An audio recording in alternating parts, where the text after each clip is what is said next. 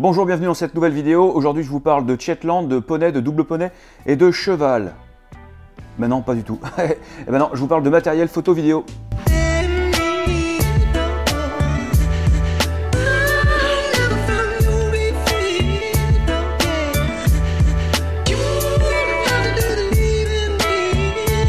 Alors je démarre l'enregistrement de cette vidéo avec l'iPhone. Donc là, c'est l'iPhone qui est en train de filmer. Tout simplement pour vous montrer en fait cet appareil. Après, je vais basculer simplement. Je vais terminer cette vidéo en filmant avec cet appareil-là. Donc c'est le PowerShot G7X Mark II. Et en fait, la semaine dernière, j'étais à New York chez B&H. B&H, je ne sais pas si vous connaissez, mais en gros, c'est la mecque de tous les fans de photos, vidéos, audio, son. Enfin oui, audio et son, c'est la même chose. Lumière, par contre, j'ai vu des spots de lumière vraiment super, des softbox et puis vraiment des trucs professionnels. Donc c'est vraiment un endroit sympa. En plus, avec la valeur du dollar et de l'euro en ce moment, ça vaut plutôt pas mal, ça vaut le coup, vraiment. Donc voilà. Ensuite, je vous parle du drone DJI, donc Mavic Pro, mais tout simplement, là maintenant, je vais basculer. Je vais terminer cette vidéo avec cet appareil, justement, pour vous montrer aussi la qualité. Donc je vais vous montrer aussi des qualités de photos très intéressantes, parce que justement, on était à New York. New York, c'est la ville, c'est les belles couleurs, c'est plein de choses comme ça. Donc j'ai pas encore eu l'occasion de tester l'appareil photo dans d'autres environnements que dans un environnement urbain. Mais en tout cas, c'est vraiment, moi je suis hyper impressionné par la qualité de cet appareil. Et bien voilà, je viens de switcher, donc là j'ai retiré l'iPhone et je filme maintenant cette vidéo avec le Canon PowerShot G7 Mark II. Bien sûr, je vous mettrai toutes les références dans la description de cette vidéo ou dans, effectivement dans mon article de blog. J'ai adoré cet appareil parce que vraiment, alors ça tient dans la main. C'est ce que j'avais besoin en fait. Moi, j'avais envie de. Là, on partait à New York, c'était bien, mais j'avais pas envie du tout de me balader avec le. D'habitude, je shoot avec un 7D, un Canon 7D. Alors, il paraît que quand on commence dans une marque, après, on reste dans cette marque. Et là, honnêtement, c'est vrai que j'ai fait le choix assez rapidement parce que je connais bien l'interface Canon. Ça fait très longtemps que je travaille avec Canon. Enfin, j'ai toujours travaillé avec Canon. En fait, je crois que de mémoire, j'ai commencé avec le PowerShot.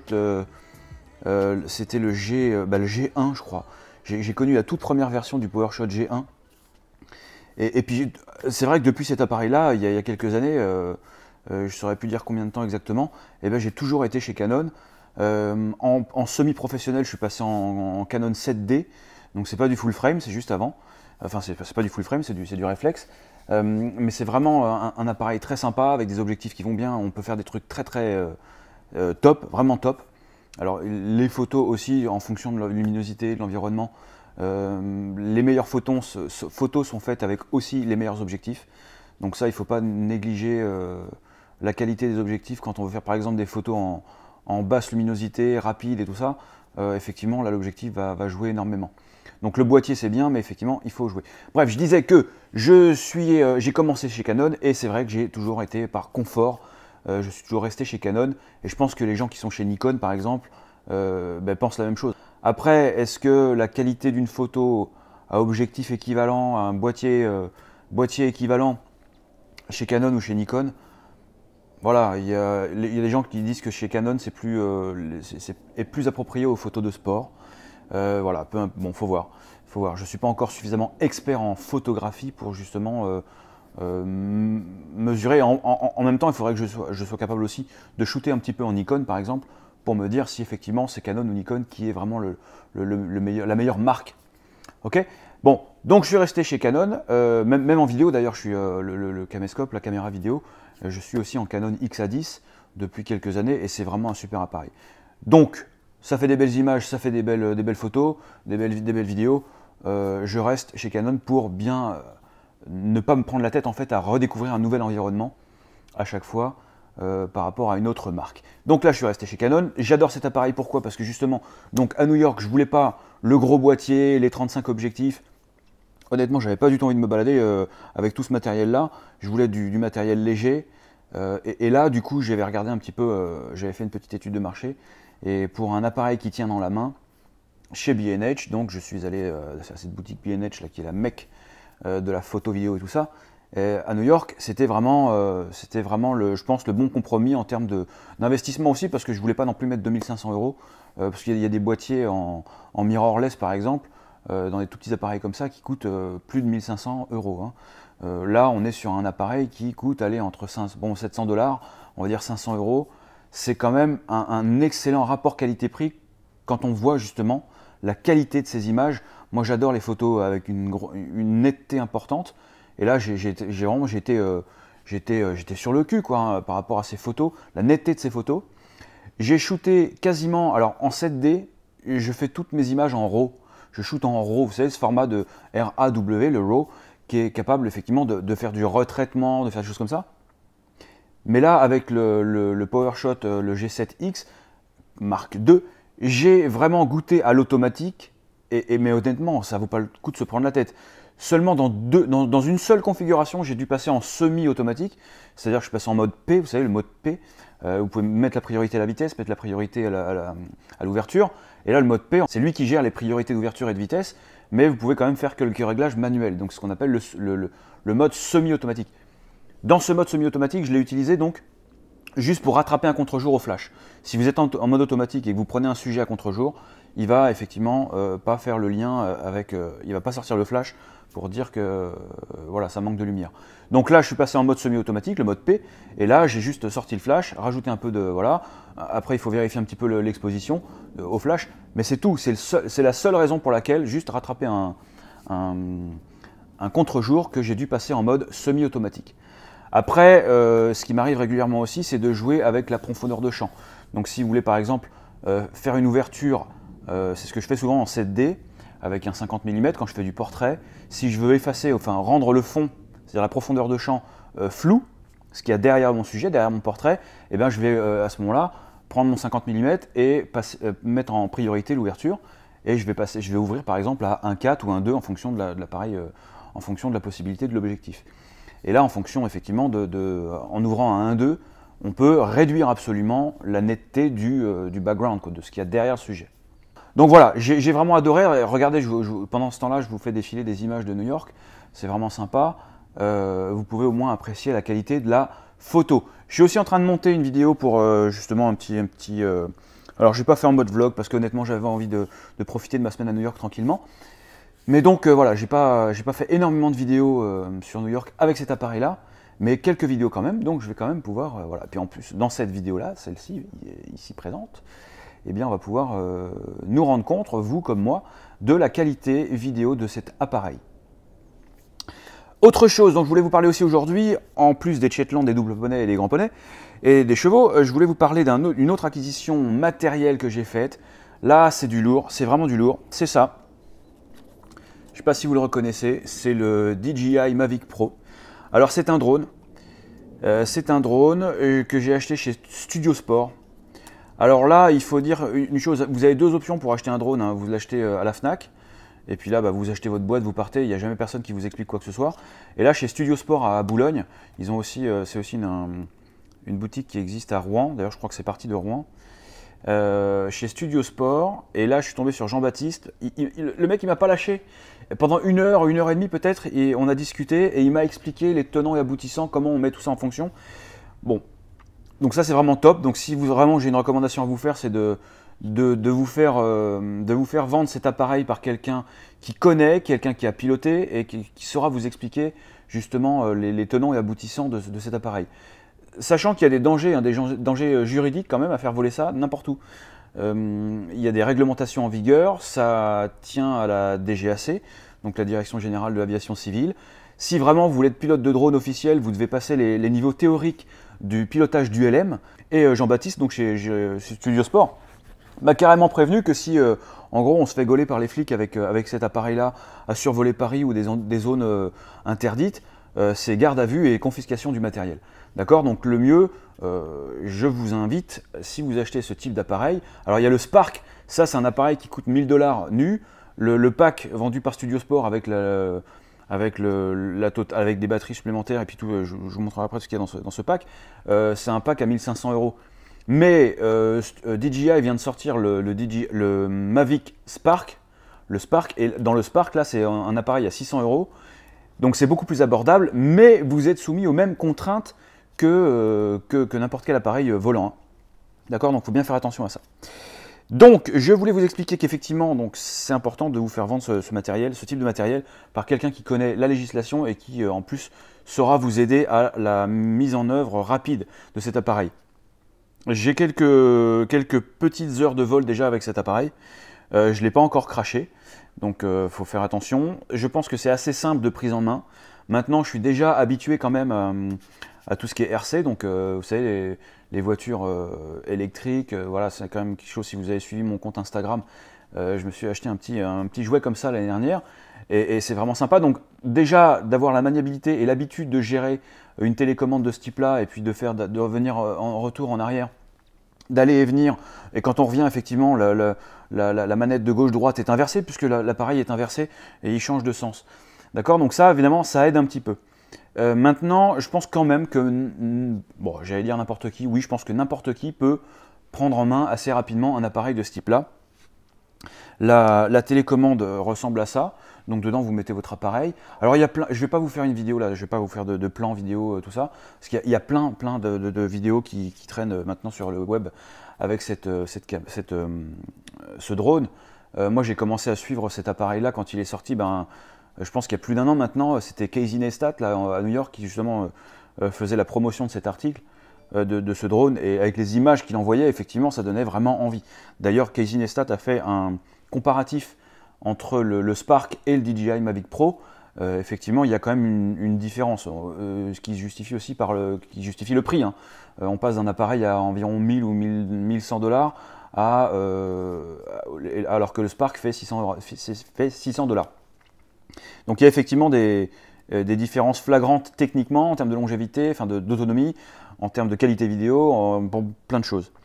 Et donc je disais, il y a plein de vidéos. Ce matin, il y a encore sur Instagram, il y a le Eric Dupin qui a fait une superbe vidéo dans le sud de la France, je crois que c'était à Sifour-les-Plages. Il y a Guillaume Ruchon aussi, tiens, qui a fait des vidéos sympas aussi sur le sujet-là. Alors Guillaume, justement, dans sa dernière vidéo, peut-être, bon, je ne sais plus, une vidéo de la semaine dernière, il explique que c'est pas le matériel qui fait la vidéo. Alors en effet, dans une bonne vidéo, il y a du montage, il y a de la musique, il y a des enchaînements, c'est ça qui fait aussi une vidéo de qualité. Maintenant, là, quand on parle d'un drone comme ça, de très haute qualité, je veux dire, même si vous filmez un vlog avec un iPhone, vous pouvez faire un très beau vlog, un truc très sympa, si tant est que le son et l'audio soient bons, mais vous ne remplacerez jamais effectivement un plan de drone. Un drone, là, ça monte. Alors en France, on n'a pas le droit de monter au-dessus de 150 mètres, je crois. Moi, je l'ai bloqué à 120 mètres. Mais faire des images à 120 mètres du sol, c'est super sympa pour plein de bonnes raisons. Alors en agglomération, bon, on verra jamais que des immeubles ou des maisons, des autoroutes. Maintenant, quand on va dans des paysages, ça c'est un peu comme, je pense à GoPro, parce qu'en fait GoPro, ils ont l'impression qu'avec toutes les images qu'on voit chez GoPro, on a l'impression qu'on va devenir un super-héros parce qu'on achète une GoPro. Maintenant, si vous avez une GoPro à la maison mais que vous avez une vie chiante, eh ben, vous n'allez pas faire des vidéos super exceptionnelles. D'accord? Mais c'est pareil avec un drone. Il faut quand même se déplacer, il ne faut pas rester à la maison. Et ce n'est pas forcément en agglomération qu'on va faire les meilleures vidéos. Après, il y a plein d'applications qu'on peut avoir avec un drone. Et effectivement, ça peut avoir du sens d'avoir un drone. Mais en l'occurrence, faire une bonne vidéo, il faut quand même des bonnes images. Et là, moi, ce que je trouve exceptionnel avec ces appareils-là, c'est que la qualité de la vidéo est vraiment hors norme. Enfin, c'est hors norme, c'est vraiment dans l'air du temps. Parce qu'ils auraient pu... À côté de ça, en termes de... Moi, ce que je trouve impressionnant, c'est la qualité de l'image. Même quand il y a du vent, en fait, le drone, il ne bouge pas. Même s'il y a du vent un peu fort, alors il y a des alertes sur l'appareil qui dit qu'effectivement, il y a du vent. Mais même en tant que... quand il y a du vent un peu fort, eh bien, les images sont nickel. Des fois, on voit le drone qui est comme ça, ou comme ça, et il bouge dans tous les sens, parce qu'il y a du vent, ou parce que justement, on lui demande de faire des actions rapides. Et la réactivité en fait, du gyroscope, je ne sais pas si c'est un gyroscope ou c'est une espèce de gimbal, en fait, le stabilisateur qu'il y a dans la caméra du drone, c'est vraiment exceptionnel. Donc, c'est vraiment du matos top moumoute. D'accord? Donc, j'adore ça. Donc, mais encore une fois, même si ce n'est pas les appareils qui font la vidéo, effectivement, pour faire des visions rapides, en déplacement sympa et tout ça, on ne fera jamais ça avec un iPhone ou une caméra vidéo. D'accord? Donc en termes de matériel supplémentaire que je vous recommande avec le DJI Mavic Pro, c'est tout simplement 2 batteries supplémentaires, au moins 2 batteries supplémentaires. Pourquoi? Parce que quand vous allez faire vos vidéos pour la première fois, il faut savoir qu'une batterie, ça dure à peu près, allez, en fonction de la vitesse à laquelle vous allez, et on va dire que ça dure à peu près 25, 27 minutes, 20, 27 minutes si vraiment vous allez en mode sport à fond et tout, ça peut durer que 22 minutes. Donc, faire une sortie, alors vous êtes obligé de sortir de Paris ou de l'agglomération pour pouvoir faire des tests, pour pouvoir voler en toute tranquillité. Encore une fois, regardez bien sur Géoportail, je vous mettrai le lien aussi. Vous avez une carte des autorisations, vous avez une carte sur Géoportail qui vous permet, qui dit, cette carte dit, ces endroits-là sont interdits. D'accord? Donc le reste de la carte n'est pas forcément interdit, mais c'est pas forcément autorisé non plus. Donc en gros, vous pouvez voler nulle part si vous n'êtes pas, autorisé à le faire. Donc, sortir de Paris, ou en tout cas sortir de l'agglomération de là où vous habitez, pour justement aller faire des tests et des essais. Alors au début, vous avez besoin de faire énormément de tests. Hein. Il faut vraiment vous habituer à l'appareil, monter, avancer, reculer, aller sur la droite, faire des plans comme ça. Il y a plein de fonctions sur l'appareil qui permettent de suivre un point, par exemple. Donc tout ça, ce ne sont que des choses que vous pouvez faire à l'extérieur, dégager de toute, avec une bonne visibilité et dégager de tout obstacle. Eh bien, vous allez être un peu frustré si vous partez que pour 20 minutes de vol, d'accord, 20-25 minutes de vol. Donc l'avantage de partir avec 3 batteries chargées, c'est que vous avez 3 fois 25 minutes, donc c'est un peu plus sympa pour aller faire des tests. Voilà. Souvent, si vous faites voler votre drone en zone de luminosité importante, ce qui va se passer, c'est que vous n'allez pas très bien voir votre écran. Donc j'ai acheté cette petite option. Ça coûte pas bien cher, je crois que c'est une vingtaine d'euros, 21 euros je crois que j'ai payé, encore une fois chez Studio Sport. Donc vous voyez, ça vous permet de cacher un petit peu le soleil de votre écran, et en tout cas protéger votre écran. Ça fait un pare-soleil assez intéressant. Voilà, donc vous voyez un petit peu moins les options. Il y a quand même ce petit cache là qui est possible de mettre amovible, enfin, d'être rabattu. C'est vraiment bien pensé pour le prix que ça coûte, hein. Honnêtement, c'est vraiment super. Voilà, alors bien sûr tout ce que j'ai cité là en référence, je vais vous le mettre dans les références de la description de la vidéo ou de l'article du blog. Ça, je voulais vous... Alors, j'étais à New York justement la semaine dernière, comme on a acheté le Canon G7X, je m'étais dit, et qu'on a fait un petit peu de vélo dans Central Park, je m'étais dit tiens, ce serait sympa de faire un petit mode vlog pour mes abonnés. Et donc je suis allé chercher une perche dans un magasin. Alors il y a plein dans toutes les rues, là, de la 5e à la... enfin bref, dans toutes les rues, vous avez plein de boutiques de souvenirs évidemment de New York. I love New York, ceci, cela. Et il y a beaucoup de gens aussi qui vendent du matériel photo et vidéo, souvent en reconditionné. Et donc je suis rentré dans une de ces boutiques-là et le gars me vendait, je lui demande simplement une perche simple, la plus simple possible, je voulais simplement écarter un petit peu l'appareil photo et la caméra en l'occurrence, pour faire cette vidéo dans Central Park en vélo. Et là le gars me sort un truc à 70 $, voilà, bon voilà, ok. Et puis Angèle elle me dit, bon, 70 $ quand même, c'est pas donné. Bon, le mec, alors il voit que je commence à tiquer, je dis ouais mais attendez, c'est pas vraiment ce que j'ai besoin. Voilà, il me demandait un truc pas possible. Moi je voulais juste une perche simple et efficace, mais relativement robuste quand même, parce qu'il fallait quand même supporter le poids de l'appareil. Donc voilà, il descend le prix, 59 $, machin truc, puis au final il me prend pour un con, et il me dit bah quoi, vous en voulez quoi, 10 $ c'est ça, machin truc, en me prenant pour un abruti quoi. Et donc ça m'a énervé, évidemment je me suis barré, et puis Angèle me dit ça se trouve sur Amazon, tu trouves ça à 25 $ ou 25 €, on va voir. Eh bien, effectivement, c'est ce que j'ai fait en rentrant de New York. Je suis allé sur Amazon lundi matin et là, ça vient d'arriver aujourd'hui. J'ai commandé ça, donc ça s'appelle Arespac. Encore une fois, je vous mets le lien en référence. Honnêtement, c'est super, ça fait une perche assez grande. On peut mettre un iPhone dessus, une GoPro. Il y a en plus un remote pour pouvoir déclencher l'appareil photo en Bluetooth si vous voulez, ou l'iPhone si vous voulez. Voilà, donc ça, c'est vraiment sympa et j'ai payé ça moins de, je sais plus, 15 €. 15 €, d'accord? Donc... encore une fois, sur Amazon, hein, formidable. Donc voilà, n'hésitez surtout pas, alors non, faut pas dire n'hésitez pas, abonnez-vous maintenant à ma chaîne YouTube parce que ces vidéos-là vont continuer, ça va pas arrêter, je vais faire beaucoup plus de vidéos cette année et l'année prochaine. Cette année, on est en août, donc ça peut être un peu mort. Mais en tout cas, voilà, il y aura beaucoup plus de vidéos parce que j'aime beaucoup ça. J'aime beaucoup le montage vidéo aussi, et je m'aperçois aussi que d'ailleurs quand on fait un petit peu de break en montage vidéo, eh ben, on a tendance à perdre un petit peu. Moi j'utilise Final Cut sur Mac, et voilà, c'est comme tout, quand on touche un petit peu à tout, quand on prend un peu de recul par rapport à certains domaines, eh bien on a tendance à oublier un peu nos automatismes et nos réflexes. Donc voilà, la vidéo c'est quelque chose que je ne veux vraiment pas lâcher. Un, parce que c'est dans l'air du temps. Deux, parce que j'ai trouvé la possibilité de mettre de la vidéo en direct sur Instagram. Donc ça, si vous voulez suivre mes vidéos, eh ben, je vous invite à le faire sur instagram.jeromevosgien.com. Et voilà, donc je vais mettre de plus en plus de vidéos aussi sur Instagram. Et sur le canal YouTube, bien sûr, suivez toujours le centre de mes préoccupations, c'est-à-dire mon blog jeromevosgien.com. À très bientôt et surtout, abonnez-vous.